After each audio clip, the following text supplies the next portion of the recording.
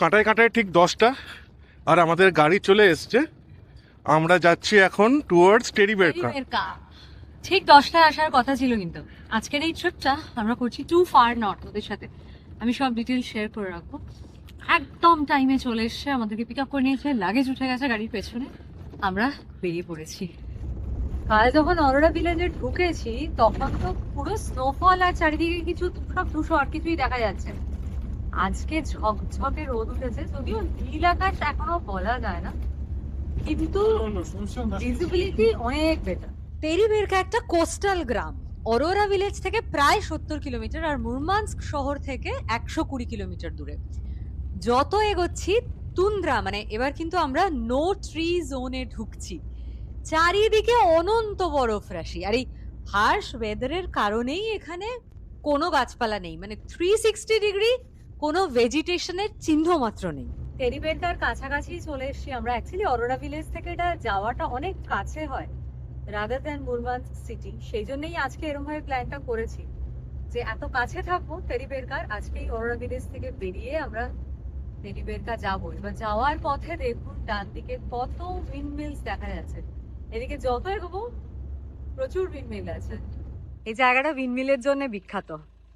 এত উইন্ডমিল দূরে দূরে কিন্তু প্রচুর রয়েছে, কেন বলুন তো দেখা যাচ্ছে না? কারণ একটা কুয়াশার বা একটা বরফের লেয়ার বা একটা মেঘ, কি আমি জানি না। ও হো হো হো হো, জাস্ট ছবিটা তোলার জন্য দাঁড়ালো। আর দেখুন অভিক তো মোটামুটি কতখানি বরফের মধ্যে ঢুকে পড়ে দাঁড়িয়ে আছে দেখুন। এই হচ্ছে চারিদিকটা। এই ভ্যানটা করে আমরা যাচ্ছি আজকে মিশার সাথে। মিশা আমাদের ড্রাইভার। এই যে কি সুন্দর জায়গাটায় দাঁড় করালো দেখুন। হ্যাঁ, উফ, এই হচ্ছে তুন্দ্রা অঞ্চল।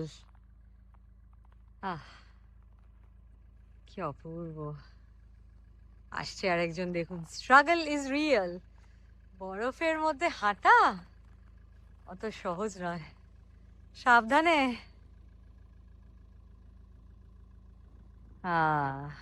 আমাদের গাড়িটা একটা জাস্ট স্টপ দিল এখানে ফটো সেশনের জন্য। অসাধারণ জায়গাটা, আর হালকা স্নোফল হচ্ছে বলে মনে হচ্ছে। ওফ, ব্যাপক লাগছে। আর এখানকার স্নোগুলো পুরো কাঁচের মতো। আমি কোথায় দাঁড়িয়ে আছি দেখুন, ব্যাপক লাগছে পুরো। এটা মানে বরফের মরুভূমি, বরফের মরুভূমিতে দাঁড়িয়ে আছি আমরা। এই রাস্তাটা দিয়ে আমরা এলাম। ওফ, আরো সোজা যাব এই দিকে। দেখুন কিছু দূর দূরেই টুরিস্টরা দাঁড়িয়ে আছে। মানে কি করে এই জায়গাটা বর্ণনা করবো জানি না, অসাধারণ। আর এই দেখুন এই উইন্ড মিলগুলো। আজকে মিশা আমাদের ড্রাইভার এত ভালো, আমাকে বলছে সামনে এসে বসো ছবি ভিডিও তোলার জন্য। দেখুন কিছু জাস্ট দেখা যাচ্ছে না, এত কুয়াশা এখানে। কোনো নাকি এই এতক্ষণে উল্টো দিক থেকে একটা গাড়ি আসছে, তাও একটু দেখা গেল। উফ, সামনেটা দেখুন, জাস্ট মনে হচ্ছে কোনো রাস্তাই নেই। বাপরে বাপ। আমরা এখন চলে এসছি, আমরা যাচ্ছি তো আপনাকে বললাম আর্কটিক সার্কেলের শেষ গ্রামে আমরা যাচ্ছি, তারপরে পৃথিবী শেষ। তো টেরিবেরকা, তার আগে যেখানে পাচ্ছি একটু করে দাঁড়াচ্ছি আর বরফ দেখছি। আপনারাও দেখুন একটু আমাদের লেন্স দিয়ে। ওফ,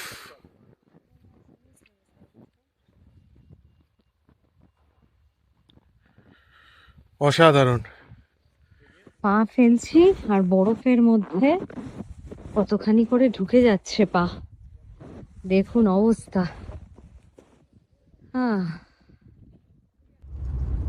আমাদের দেশে গাড়ি যায় রাস্তায় ধুলো উড়িয়ে কিংবা বর্ষার সময় জল কাদা ছিটিয়ে, এখানে গাড়ি যায় বরফ উড়িয়ে। দেখুন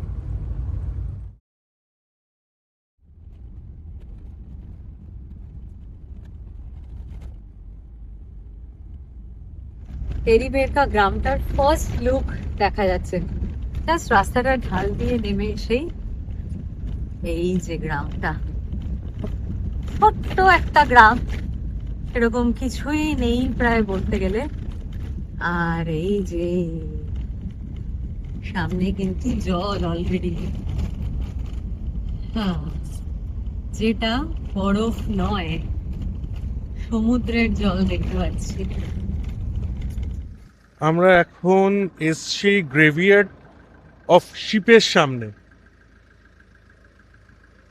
এই প্রথম বোধহয় আমরা এখানে জল দেখলাম যেটা জমেনি, তাই না? একদমই তাই। তার কারণটা হচ্ছে এই ব্যারেন্সি, অ্যাকচুয়ালি এই যে এতখানি রাস্তা এলাম, কয়েকশো কিলোমিটার, সব লেক, ছোট ছোট পুকুর, সব কিন্তু জমে ফ্রোজেন একদম।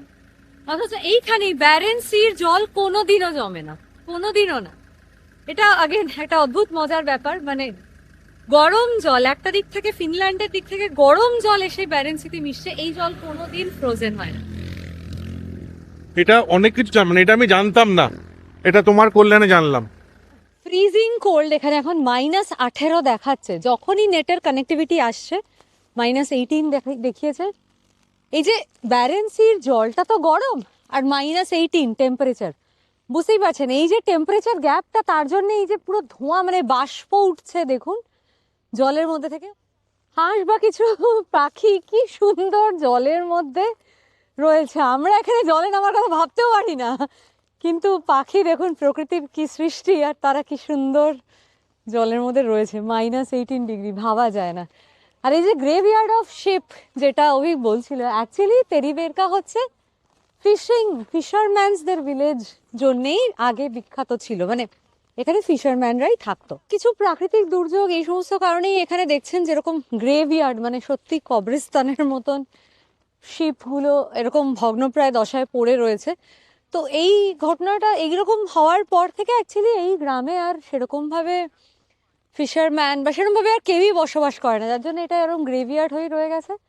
আর উল্টো দিকে যে তেরিবেরকা গ্রামটা, তাতে খুব অল্প মুষ্টিমেয় কিছু মানুষের বাস এখন, মানে হয়তো একটাই গ্রামে স্কুল আছে, একটাই হসপিটাল, এরকম, মানে একটাই হোটেল, নাথিং গ্রেট। বাট হ্যাঁ, এখানেও কিন্তু অরোরা দেখার জন্য এই যে একটা দুটো হোটেল আছে, এখানেও এসে থাকার অপশনস রয়েছে। আর প্রকৃতি তো এই।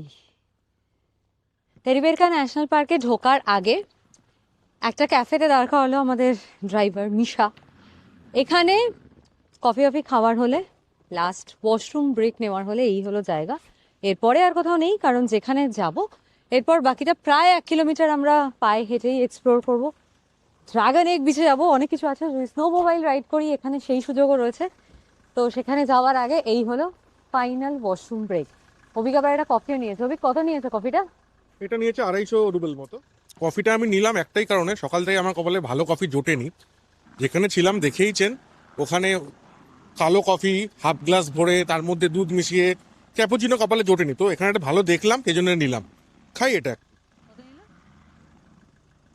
250 রুবেল, মানে আমার মতে মোটামুটি সস্তাই।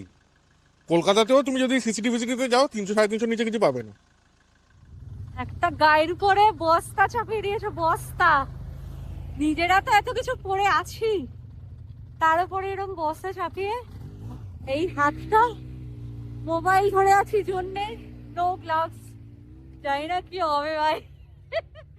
এইরকম চাপিয়ে দিয়েছে, চলছি।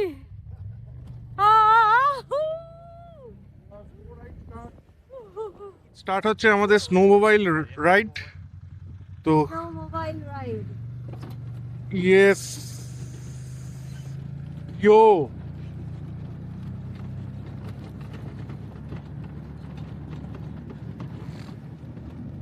ও ওই বসে আছে সামনে, ও যা লাগছে কি বলবো। ওরে বাবা রে বাবা, আরে বাপরে, এইরকম বরফের মধ্যে দিয়ে চলছে, বরফ চোখে মুখে এসে ছিটছে। হ্যাঁ, কিন্তু গায়ে দিলে হবে কি, আমরা তো মোবাইল নিয়ে শুট করছি, আমরা আর কি করে ওটা তো আর ঢেকে বসে থাকতে পারছি না। ও মাই গড, সামনে ব্যারেন্সি দেখতে পাচ্ছি। বুঝতে পারছেন আমাদের অবস্থাটা কি? এই এখন রাইড চলছে, আর কি পরে আছি দেখুন, যা পরে আছি এটাতে ওঠার সময় আবার একটা মোটা এমনি জ্যাকেট গায়ের ওপর চাপিয়ে দিয়েছে যাতে গায়ে স্নো না পড়ে। ওফ, রোলার কোস্টার রাইড অনেক জায়গায় করেছি, কিন্তু এটা পুরো আলাদাই। সামনে থেকে পুরো বরফগুলো উঠে উঠে আসছে দেখুন, পুরো আমার মুখ এম করে।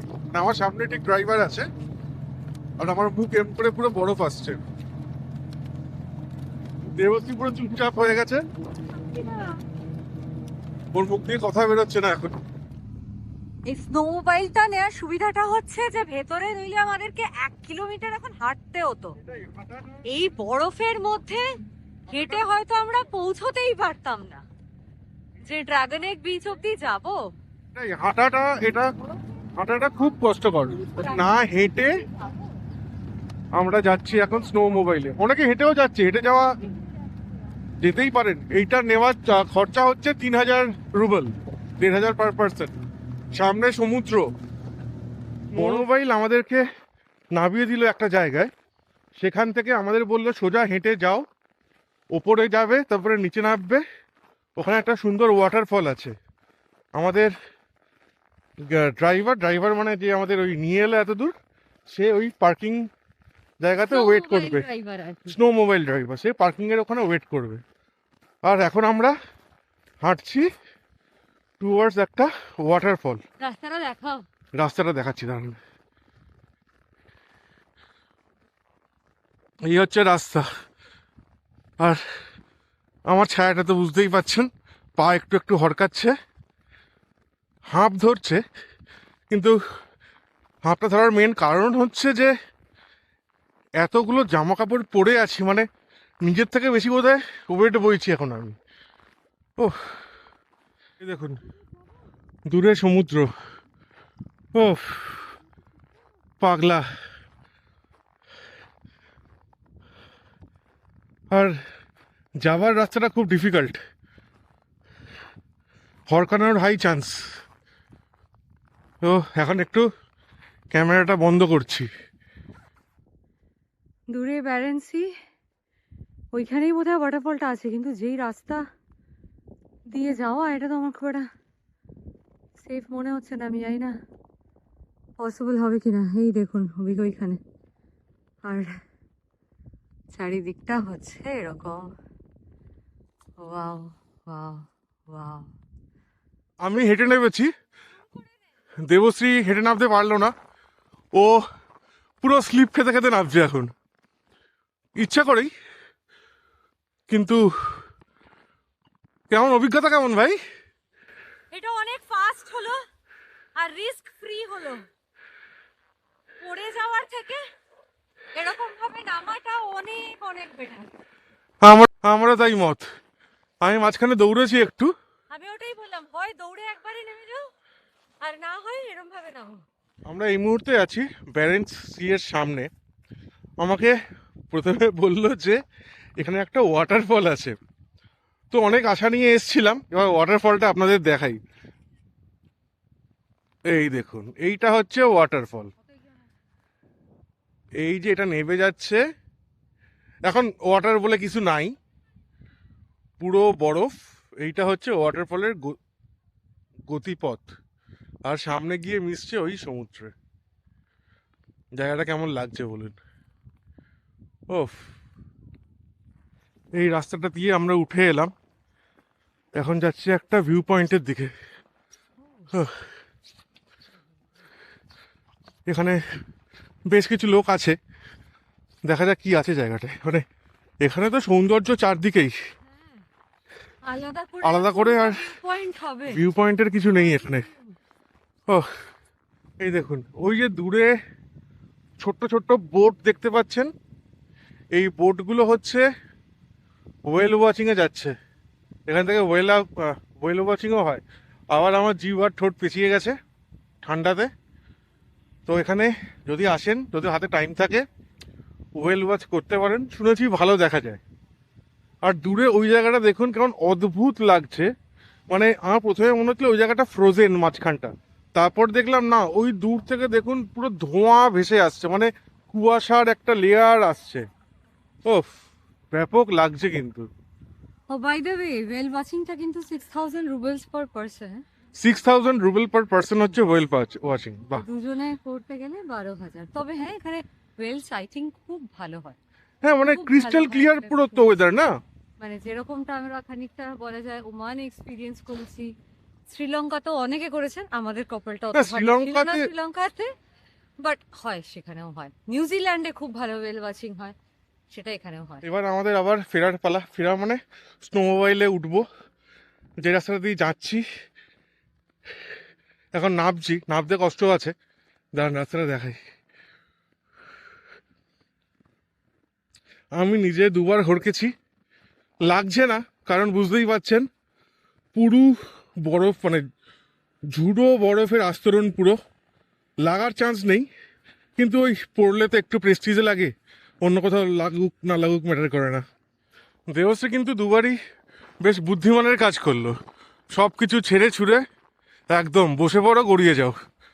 এটা আমাদের প্ল্যানও ছিল অ্যাকচুয়ালি, যে এত জামা কাপড় পরে তো, ভিজবো না, এত জামা কাপড় পরে নিজেদের ব্যালেন্স রাখাও মুশকিল। ওয়াটারপ্রুফ প্যান্ট আছে, তো জ্যাকেটও তাই আছে, যেখানে আমরা প্রবলেম ফেস করব ঠিক করেছিলাম ওয়াটারপ্রুফ আছে। যে নিজেরা শুয়ে পড়বো আর গড়িয়ে যাব, তাই তো। হ্যাঁ একদম। খালি একটাই প্রবলেম, এই গ্লাসটা ওয়াটারপ্রুফ নয়, এটা একটু ভিজছে। সমুদ্রের ধার, আমরা সমুদ্রের ধার বলতে চিনি বালির মধ্যে দিয়ে হেঁটে সমুদ্রে নামি। এখানে দেখুন কিসের মধ্যে দিয়ে নেবে, কোথায় হাঁটা যাওয়া হচ্ছে, বরফের ওপর দিয়ে হেঁটে সমুদ্রের ধার। দেবশ্রীকে বলছিলাম আমি নিজে দুবার পা হড়কেছি আজকে, এখানে যদি হড়কাই সোজা আর যদি সমুদ্রে। সোজা সমুদ্রে যাই তাহলে তো ডান ডানা ডান ডান। এই জায়গাটা হচ্ছে ড্রাগন এগ বিচ বলে, কারণ এখানে বিচ বলে তো কিছু নেই, বুঝতেই পারছেন, স্যান্ডি বিচ কিছু নেই। যেটা আছে সেটা হচ্ছে পাথর পুরো, আর পাথরগুলো এত বড় বড় ড্রাগন এগ, ওই জন্যই এই জায়গাটার নাম হয়েছে ড্রাগন এগ বিচ। মানুষজন নেমেছে পুরোটা ওই অবধি, আমরাও চেষ্টা করতে পারি একবার, নাকি? হ্যাঁ নিশ্চয়ই, চলো। আমরা যেখানটা এখন দাঁড়িয়ে আছি, আমাদের এখান থেকে দেখলে এইটা হচ্ছে উত্তর মেরু থেকে পৃথিবীর শেষ প্রান্ত। এরপর আর কোনো ল্যান্ড নেই, মানে এই শেষ, এইটা হচ্ছে পৃথিবীর শেষ। প্রান্তে এসে দাঁড়িয়ে আছি, এরপর সমুদ্র।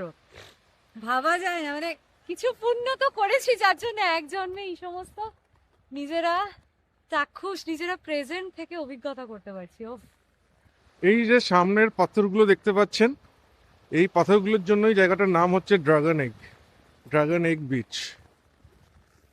ও মারাত্মক জায়গা। এখন তো পুরো বরফ পড়ে রয়েছে, তাই ড্রাগন এগ সাইজের যে পাথরগুলো সেগুলো খুব একটা ভিজিবল নয় এখান থেকে ক্লিয়ারলি। মানে ছবিতে জানি না ক্যামেরায় কতটা কি বোঝা যাচ্ছে, আমরা খালি চোখে বুঝতে পারছি সব সাদা এখন। বাট যেটুকুতে সমুদ্রের মানে জলটা এসে ভাঙছে, লাগছে, সেইখানটায় দেখুন বরফগুলো নেই, সেই জায়গাগুলোতে বোঝা যাচ্ছে। টেরিবেরকা ন্যাশনাল পার্ক ঘুরে ফিরলাম, আবার পার্কিং লটের কাছে চলে এসেছি। তাই আমাদের গাড়িটা দাঁড়িয়ে আছে, ওটাতে যাবো। কতগুলো জরুরি কথা বলে রাখি, এই ন্যাশনাল পার্কে ঢোকার এন্ট্রি টিকিট হচ্ছে 1000 রুবেল পার পার্সন। আজকো মোবাইল তো বললোই অভি 1500 করে পার পার্সন। আর আমরা যেই গাড়িটা করে আসছি যাচ্ছি এখন, এখান থেকে আবার ওল্ড টেরিবেরকা যাবো, গিয়ে আবার মুরমানস্ক সিটিতে যে পৌঁছাবো, এই পুরো ব্যাপারটা সেই গাড়িটার 5500। তো আমাদের টোটাল আজকের পুরো দিনের এই টেরিবেরকা ট্রিপটা পড়েছে 16,000 রুবেল। আচ্ছা, আজকে যে আমরা এই ট্রিপটা করছি এটা টু ফার নর্থ বলে একটা কোম্পানির সাথে। আমি বেশ দুটো তিনটে আলাদা কোম্পানির সাথে কথা বলে দেখেছি, এদেরই রেটটা আমার সব থেকে কম লেগেছে। তারা 5500 পার পার্সন নেয়, আর যেরকম বললাম 1000 টাকা এন্ট্রি টিকিট, 1500 সেটা তো এনিওয়ে সবাই নেবে। কিন্তু এই যে গাড়ি এটা করা, এটাই ওনাদের সব থেকে বেস্ট প্রাইসিং আমার মনে হয়েছে। আর একটা কথা হচ্ছে, আমি কিন্তু কোনো অ্যাডভান্স বুকিং করিনি, they are available on WhatsApp. Kolkata থেকেই আমি কথা বলে এসেছিলাম যোগাযোগ করে, এবং কোনো অ্যাডভান্স পেমেন্ট না, কোনো ভাউচার না, জাস্ট মুখের কথার বেসিসে। কিন্তু ঠিক আমাদেরকে ওরা ভিলেজে যেরকম দেখলেন কাঁচায় 10টায় বলেছে, ঠিক 10টায় পিক আপ করতে চলে গেছে। তো দে আর ভেরি প্রফেশনাল, মানে এত ভালো ওনাদের বন্দোবস্ত। ইনফ্যাক্ট আমাদেরকে আগে বলেছিল যে আমাদের সাথে আরো থাকবে অনেকের, বিকজ এটা কিন্তু গ্রুপ ট্রিপ করলে সেটা চার্জেস, এমন না যে যেরকম এখন দেখছেন শুধু আমরা দুজনই গাড়িতে রয়েছি, কিন্তু আমরা কোনো প্রাইভেট গ্রুপ বুক করিনি, আরো কয়েকজনের থাকার কথা ছিল, কিন্তু তারা নাকি লাস্ট মোমেন্টে যোগাযোগ করে কথা বলে তারপরে খাওয়া। তো আলটিমেটলি আজকে কেউ নেই, আমরা দুজনই পুরো ট্রিপটা করলাম। But they are very professional. মানুষ এরকম করে, কথা বলে, বুকিং করেন, তারপরে লাপাতা হয়ে যায়। বাট আমাদের তো এরকম কোনো ইচ্ছাও ছিল না, স্কোপও ছিল না, না তো করবো কখনো এরকম। আমি বলবো আপনারাও করবেন না, কিন্তু এগুলো করা উচিত না। কাউকে কথা দিলে সে কথাটা কিন্তু রাখা উচিত। এটা হচ্ছে নিউ তেরিবেরকা সিটি, মানে ওল্ড তেরিবেরকার তুলনায় অন্তত এখানে ঢুকলে একটুখানি এই যে 3-4 তলা বিল্ডিংস, একটু উঁচু উঁচু বাড়ি এরকম দেখা যায়। আর যেখানে আমরা গ্রেভিয়ার্ড শিপ সেই যে জায়গাটায় গেলাম, ওটা একদমই গ্রাম, মানে একদম ছোট ছোট চালাওয়ালা বাড়ি। ওল্ড তেরিবেরকাটা এখনো একদম গ্রাম রয়ে গেছে, মানে যেটা আগে একসময় ফিশারম্যানস ভিলেজ ছিল। ঢুকে পড়েছি আমরা ওল্ড তেরিবেরকা ভিলেজে। এই মুরমানস্কে পা রাখার পর থেকে আমি অভিককে বারবার যেটা বলছি, যে মনে হচ্ছে কি যে গেম অফ থ্রোনস এর জগতে চলে এসেছি। এই যে জন স্নোর পোশাক উতলা, আর ওই দেখুন থ্রোনস ওইখানে বসে।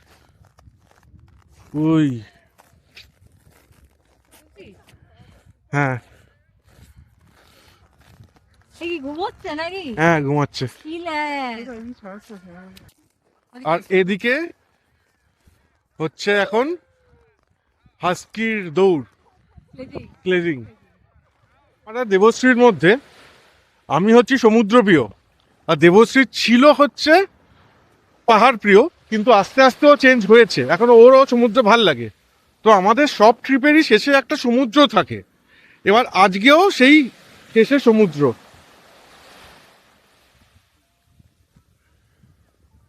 ড্রাগন বিচে নিচ অব্দি নামতে পারিনি কারণ খুব রিস্কি ছিল, এখানটায় কিন্তু আমরা নিচ অব্দি নেমে এসেছি।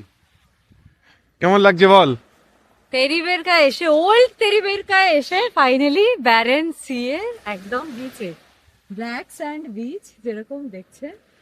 আমরা সময় থাকি ওখানে কি সমস্ত জামা কাপড় পরে থাকি, আর এখন -18-এ 4খানা করে লেয়ার চাপিয়ে আমরা কিনা সমুদ্রের ধারে। মানে এটা অভূতপূর্ব নৈসর্গিক দৃশ্য বললে এটাকে কম বলা হয়। মানে এইখানে ব্যারেন সির জল পায়ের সামনে একেবারে পাড়ে এসে ভাঙছে ঢেউ, আর চারিদিকে এইরকম বরফাবৃত পাহাড়। কি না উত্তর মেরুর শেষ প্রান্তে, রাশিয়ার মুরমানস্ক সিটি থেকেও কয়েকশো কিলোমিটার দূরে একটা ছোট্ট গ্রাম তেরিবেরকা, সেখানে দাঁড়িয়ে আছি আমরা। এইখানটাতে এসে মানে সিরিয়াসলি একটা ব্যাপার যেটা মনে হচ্ছে যে এক তো মানুষের ব্যাংক অ্যাকাউন্টে লক্ষ লক্ষ টাকা পড়ে থাকে, তারা হয়তো এই সব শখগুলো পূরণ করতে পারে না, বা হয়তো তাদের শখই নেই, সেটাও হতে পারে। আমাদের যেমন এমনই শখ, এমনই মেহেঙ্গা শখ, এক্সপেন্সিভ লক্ষ লক্ষ টাকা, কিছু টাকা জমলো তো উড়ে গেল। হ্যাঁ সেই আর কি। আবার অন দি আদার হ্যান্ড এমন নয় যে আমরা একেবারে লক্ষ কোটি টাকার গদিতে বসে আছি বা বিরাট কিছু রোজগার করছি। এটা হচ্ছে নিজের স্বপ্নকে চেজ করে এত দূর আসা, এইখানে আসা। তো সেটাই, মানে এক যেমন টাকা থাকলেই সব স্বপ্ন পূরণ হয় না, তার জন্য কিছু ইচ্ছেও চাই। আবার উল্টো দিকে মানে শুধু স্বপ্ন দেখলেই হবে না, সেই স্বপ্নটাকে জিয়ে রেখে বাঁচিয়ে রেখে কিন্তু সেগুলোকে সব এক্সিকিউটও করতে হবে। এই হচ্ছে ব্যাপার। যাদের স্বপ্ন আছে, স্বপ্ন যারা দেখেছেন, যাদের সামর্থ্য আছে, একটু কষ্ট হলেও কষ্ট করে, একটু টাকা জমিয়ে কষ্ট করে, শারীরিক কষ্টটা নিয়ে আসুন, চলে আসুন, জাস্ট বেরিয়ে পড়তে হবে। দেবশ্রী যেটা বললো, একটুখানি কষ্ট আর পয়সা জমানো, পয়সা জমানো সেটা হয়তো জমেও যাবে, কিন্তু আমার মতে এখানে কষ্টটা কিন্তু বেশ খানিকটা। তবে সব থেকে ভালো কথা যেটা আমরা দেখলাম, যে আজকেই সকালবেলায়, আজকে সকালে না, রাতের কাল রাত্রে অরোরা ভিলেজে আমার সঙ্গে দুজন বাঙালির পরিচয় হলো। তারা ঘুরতে এসছে একটা গ্রুপের সাথে, 15 জন এসছে টোটাল। তার মধ্যে দুজনকে দেখলাম একটু অল্প বয়স্ক। এই ঠান্ডায় তারা যে ঘুরতে এসছে এত দূর, সেটাই বিশাল ব্যাপার। এটাই দারুণ ব্যাপার। বিশাল ব্যাপার এই ঠান্ডা, মানে এখানে ভালো লাগলো। কষ্টটা কিন্তু বিশাল। এত ঠান্ডা, সেটা মানে জেনে তারা যে এসছে, বিশাল ব্যাপার। আজ সারাদিন তাহলে তেরিবেরকা ঘোরা হলো। এই যে ওল্ড তেরিবেরকা এখন আমরা রয়েছি, এখানে সি বিচের ধারটাতে তো হাঁটতে হাঁটতে গেলামই, আর টুকটাক ওই ফটো স্পট যেটা গেম অফ থ্রোনস এর ওটা দেখানো, একটা দোলনা টোলনা আছে, ওখানে লাইন দিয়ে মানুষজন ছবি তুলছে, আপনারাও এলে এখানে তুলতেই পারেন ছবি। আর একটা যেটা রয়েছে এখানে, একটা হাস্কি পার্ক রয়েছে, সেটার হচ্ছে 200 রুবেলস করে পার পারসন টিকিট। আমরা এটাতে আজ ঢুকলাম না, তার কারণ আমাদের হাতে এখনো অনেক সময় আছে, আমরা মুরমানস্কে এখনো আছি অনেকদিন। তাহলে তেরিবেরকায় দাঁড়িয়ে আজকের এই পর্বটা, ওয়ান্ডারলাস্ট দেবজান অভির রাশিয়া সিরিজের আজকের এপিসোডটা শেষ করছি এখানেই। তো দেখা হবে খুব শিগগিরই আমাদের পরবর্তী রাশিয়া সিরিজের গল্প নিয়ে। আর এই ভিডিওটা যদি আপনাদের ভালো লাগে তাহলে অবশ্যই লাইক, কমেন্ট অ্যান্ড শেয়ার করতে থাকুন। আর যদি এই চ্যানেলে নতুন হন তাহলে অবশ্যই সাবস্ক্রাইব বাটনটা ক্লিক করে দিন আর বেল আইকনটা টিপে দেবেন, কারণ প্রচুর রাশিয়ার ভিডিও আসে, সেগুলো যেন মিস না হয়। তো আজকের মতো আমরা শেষ করলাম এখানেই। টাটা।